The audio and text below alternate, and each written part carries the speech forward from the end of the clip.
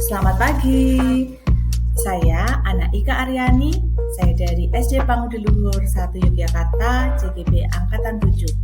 Tugas ini dibuat dalam rangka memenuhi syarat pendidikan guru penggerak Angkatan 7. Demonstrasi kontekstual 1.1 A6 modul 1.1.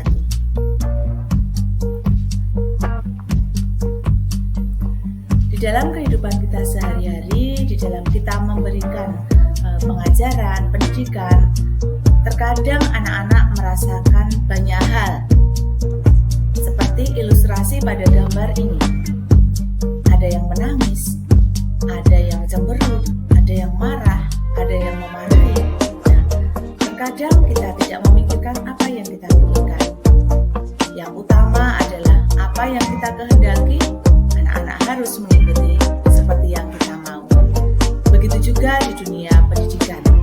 Kadang kita memaksakan murid-murid kita seperti apa yang kita mau. Anak-anak menjadi pusing, penat, bahkan tidak semangat belajar. Kemudian muncullah sebuah refleksi, mengapa muncul anak yang tidak semangat belajar?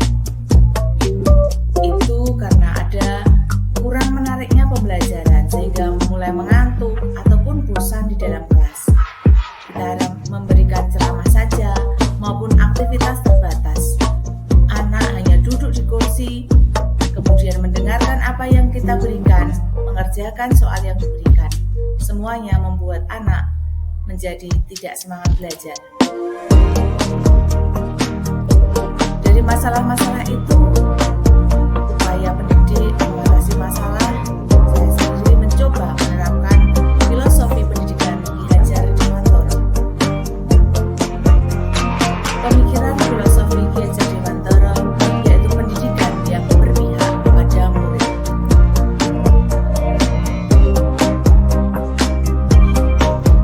Filosofi pendidikan menurut Ki Hajar Dewantara yaitu pendidikan tempat persemaian benih-benih kebudayaan dari masyarakat.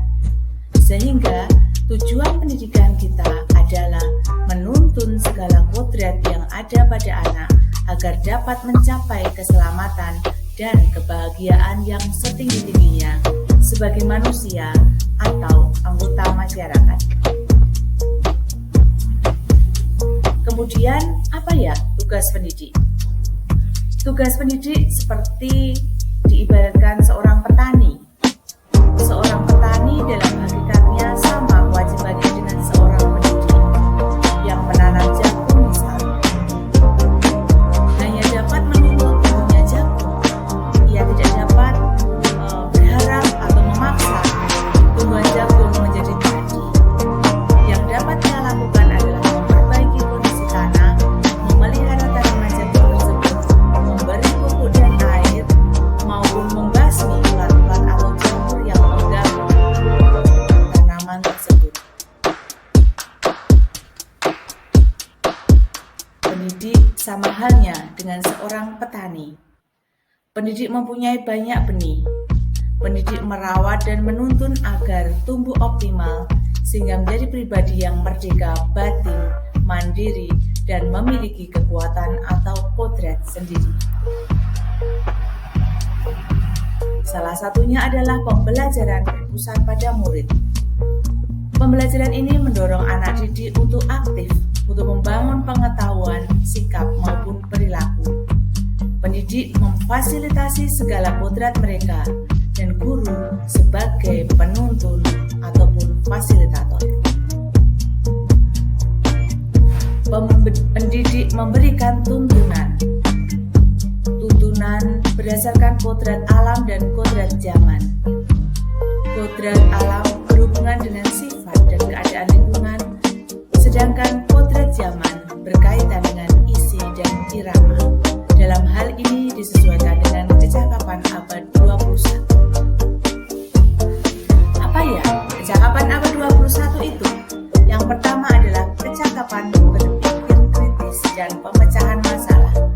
Yang kedua, kecakapan berkomunikasi. Yang ketiga, kecakapan kreativitas dan inovasi.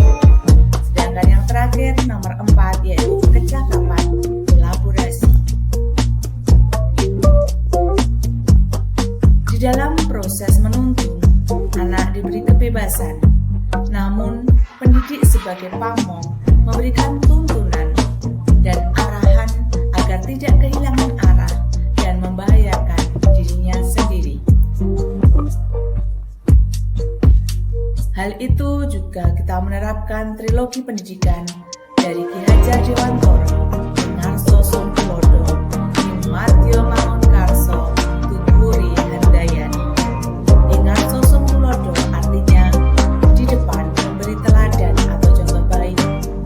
Martio Mangunkarso di tengah memberi semangat. Tuturi Handayani belakang memberikan dorongan. Berdasarkan pemikiran filosofis Ki Hajar Dewantoro, penerapan yang sudah saya laksanakan di sekolah adalah: yang pertama, penanaman budi pekerti secara berkelanjutan dengan memberikan teladan baik, yaitu berperilaku sopan, bertutur kata yang baik, tata krama yang baik, dan penerapan 7S: senyum, salam, sapa, sopan, santun, sabar, dan syukur. Yang kedua, melaksanakan pembelajaran berbasis IT dengan Microsoft Teams, Sway, PPT, video conference. Dan yang ketiga, menerapkan pembelajaran yang berpusat pada siswa. Sebagai dokumentasi kegiatan adalah yang pertama, anak-anak diajak bermain bersama. Anak-anak diajak membuat parasut. Kemudian, anak-anak juga diajak video conference melalui Microsoft Teams. Di sini anak-anak juga langsung dengan barang seperti permen, sehingga mereka seperti bermain, tetapi mereka juga belajar.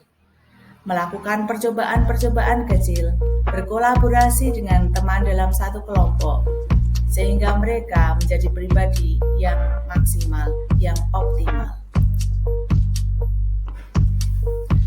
Alasan kontekstual penerapan ide pembelajaran Ki Hajar Dewantoro yaitu dengan penerapan ide pembelajaran Ki Hajar Dewantoro, guru sebagai pamong dan penuntun. Anak lebih bersemangat belajar karena banyaknya aktivitas yang dilakukan, atau bisa dikatakan mengalami suatu proses. Bervariasi metodenya dan kodrat anak bermain tetap dapat dialaminya di dalam proses belajar.